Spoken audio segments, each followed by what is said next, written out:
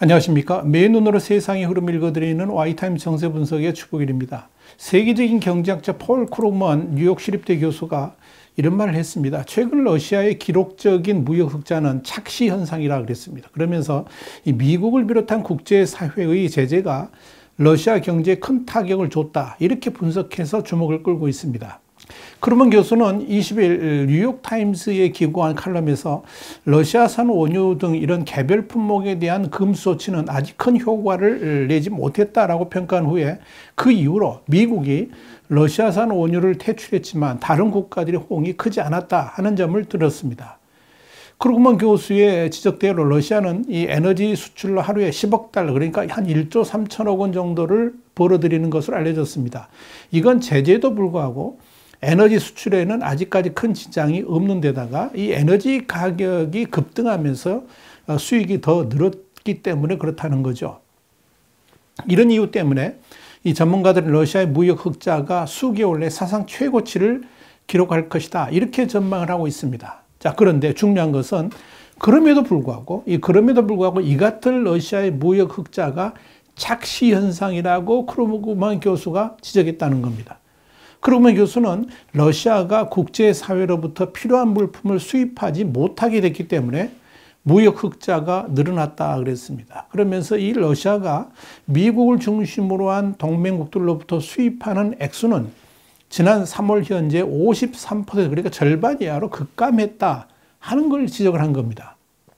크루먼 교수는 특히 이 러시아가 이해관계를 함께하는 중국으로부터의 수입도 45%나 떨어졌다 그러면서 이 한국이나 일본, 미국의 부품에 의존해서 물건을 생산하는 중국 기업 입장에서라면 러시아의 물건을 팔아 블라디미르 푸틴 정권을 도와주는 모양새를 보이고 싶겠나, 이렇게 반문했습니다. 다시 말씀드려서 러시아 경제에 필요한 다양한 상품들이 수입되지 못하는 상황이기 때문에 수치상의 무역 흑자는 의미가 없다 하는 것이 이 크루먼 교수가 지적을 한 겁니다. 이 크루먼 교수는 이어서 러시아의 주요 은행들이 금융제재로 이 국제은행 간 통신협회, 그러니까 스위프트 전산망에서 퇴출당한 것도 러시아가 필요한 상품을 수입하지 못하는 원인이라 그랬습니다. 그러면서 러시아 은행이 이 수출입 과정에서 기능을 하지 못하게 됐기 때문에 러시아 수입 업체들이 외국 업체와 거래가 힘들어졌다 하는 점을 강조했습니다. 크루먼 교수는 이어서 이 지금 시대는 100달러짜리 현찰이 가득한 서류 가방으로 물건을 사고 파는 시대가 아니다 그러면서 푸틴 정권은 우크라이나 전선에서 벌어지는 군사적인 전쟁과 함께 경제전쟁에서도 지고 있다. 이렇게 지적을 한 겁니다. 국제경제가 전공 분야인 크루먼 교수는 지난 2008년에 노벨 경제학상을 수상했습니다. 여러분, 크루먼 교수의 지적 그대로 러시아 경제가 서방 제재에도 안정적인 것처럼 보이지만 속으로 중병을 키우고 있다는 전문가들의 견해가 연속적으로 제기되고 있습니다. 이 러시아 경제가 미국을 비롯한 서방 국가들의 제재로 끝내 심각한 충격을 받을 것이라는 점은 러시아 전문가들도 인정하고 있다 그러면서 이 러시아 재무부 관리들은 공개적으로 밝히지는 않았지만 이 러시아가 올해 수십 년 만에 최악의 경기 침체를 겪을 것으로 예상하고 있다, 이렇게 보도를 했습니다. 블룸버그 통신에 이어서 이 같은 전망은 최근 러시아가 공식적으로 강조하는 루블의 안정, 그리고 무역 흑자 증가와 거리가 있는 것처럼 보인다 그러면서 실제로 러시아는 우크라이나 침공 직후에 서방 제재가 부과되자 루블 가치가 떨어져서 금융위기설까지 나돌았지만 회복에 성공하면서 제재의 충격이 금융위기를 통해 소비자 눈에 띄게 바로 전가되는 사태는 아직 오지 않았다, 이렇게 진단했습니다. 이런 측면에서 푸틴 대통령은 이 루블화 가치 안정화를 지목하면서 제재 충격에 자신 있게 대처하고 있다라고 자평을 한 겁니다. 그러나 전문가들은 이 같은 상태는 겉모습일 뿐이고 세부 지표를 보면 실물 경제가 이미 상당한 타격을 받고 있다라고 지적합니다. 서방은 러시아 주요 은행들을 국제결제망에서 퇴출하고 러시아의 핵심 부품이라든지 기술을 팔지 못하도록 제재를 했는데 그 여파가 상상 외로 크다 하는 겁니다.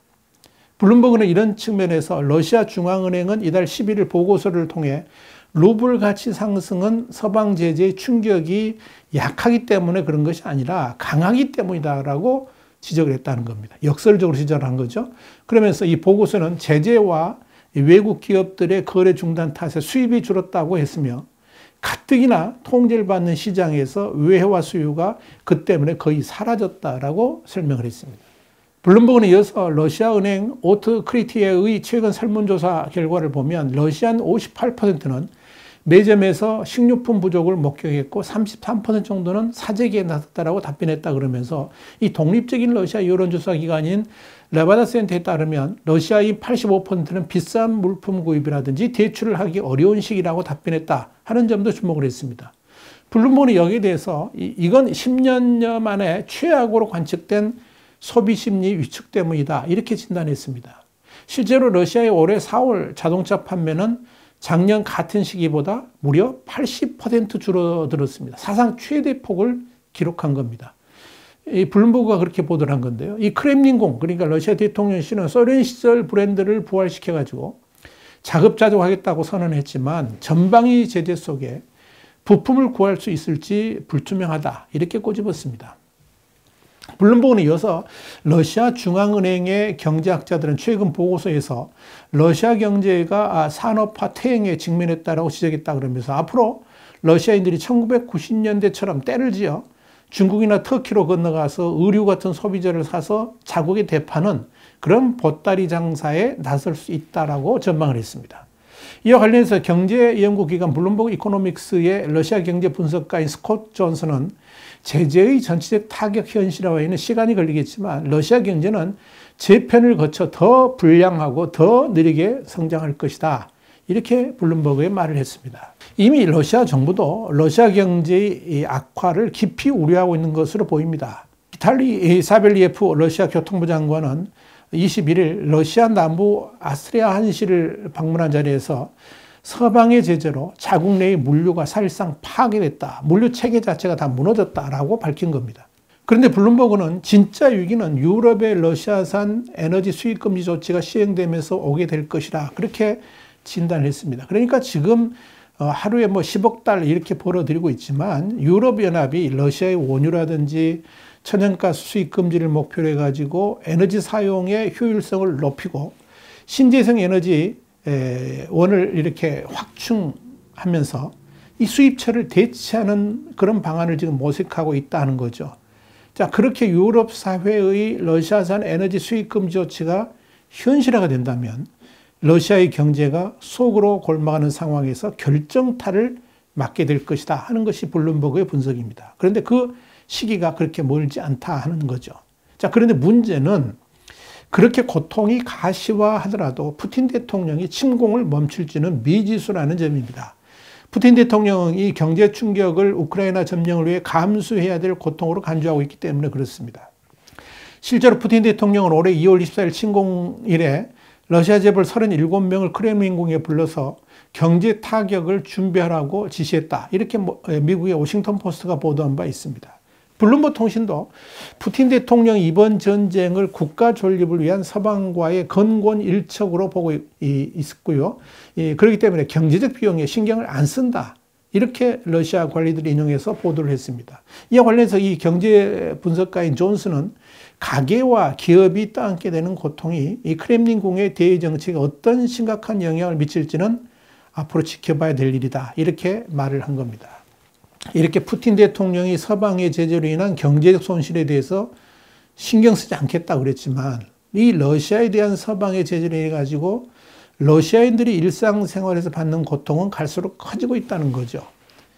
영국 일간 가디언은 20일 러시아의 우크라이나 침공 이후에 거의 1,000개의 외국 브랜드가 러시아에서 사업을 철수하거나 축소했다. 이런 예일대 경영대학원의 진단을 보도를 했습니다. 이와 관련해서 에브게니아 마르세바는 이 첫째 아들을 가졌을 때는 자라라든지 마더케어 같은 많은 브랜드를 선택할 수 있었는데 지금은 매우 싸거나 비싼 러시아 제품만 고를 수 있다. 그러면서 소련 시대에는 제한된 상품만 고를 수 있었다는 이야기를 부모님께 들었는데 그런 일이 다시 일어날지 생각하지도 못했다. 이렇게 가디언에 말을 했습니다. 문제는 이런 일들이 단순히 소비 현장에서만 일어나는 게 아니고 산업 현장에서도 이어진다는 데 있습니다. 러시아 제4의 도시 에카테린부르크에서는 인쇄회사를 운영하는 이 블라디미르 쿠쿠슈킨 씨가 이런 말을 했습니다. 최근 들어서 이 소프트웨어 업체인 아도비의 프로그램을 이용할 수 없게 됐고 잉크와 종이 가격이 상승하면서 큰 부담을 느끼고 있다. 이렇게 가디언에 말한 겁니다. 그는 이어서 인스타그램과 페이스북이 막히면서 사업 홍보도 어렵다. 그러면서 별일 아닌 것 같지만 이런 것들이 어려움을 가중시키고 있다. 이렇게 답답해했습니다. 이와 관련해서 마리아 샤키나 핀란드 국제전략문제연구소 연구원은 러시아 경제는 여전히 수입에 크게 의존하고 있다. 그러면서 예컨대 러시아 내 빵집의 90%는 유럽산 설비로 운영된다라고 말했습니다. 그러면서 외국 기술 제품이나 반도체 등을 대체하기는 특히 어려울 것이다. 이렇게 주장을 했습니다. 실제로 러시아의 자동차 산업은 1980년대로 되돌아갔다. 이런 평가를 받습니다.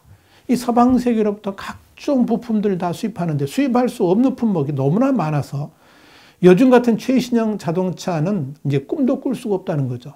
제일 먼저 에어백부터 자동차에 사라졌고 중요한 계기판들도 사라지고 있습니다. 자, 중요한 건 이런 경제적 어려움이 각종 경제 지표에서도 현실화되고 있다는 겁니다. 올해 러시아 경제 규모는 최소 8%에서 12%가량 축소될 것이라고 전문가들은 분석하고 있습니다. 러시아 중앙은행은 올해 물가 상승률이 18에서 23% 이를 것으로 예측을 했습니다. 문제는 이런 경제적 어려움에 대해서 문화적 고립은 러시아 국민들에게 소외감과 함께 심각한 좌절감을 안겨다 줄 것으로 예상이 됩니다.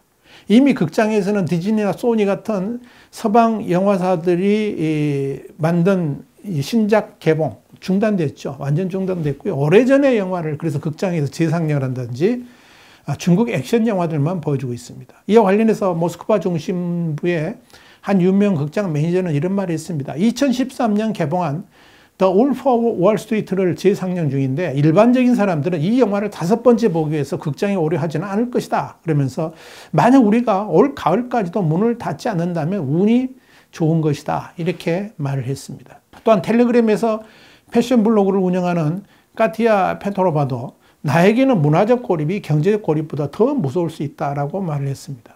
이렇게 러시아 경제는 막장을 향해 치닫고 있습니다. 그런데도 푸틴은 겉으로 드러난 에너지 흑자만을 보면서 희낙낙해하고 있습니다. 그러는 사이에 러시아 경제도 또 러시아 국민들의 삶도 골병 들고 있다 하는 이야기입니다. 와이타임 정세 분석이었습니다. 다음 시간에 다시 뵙겠습니다. 감사합니다.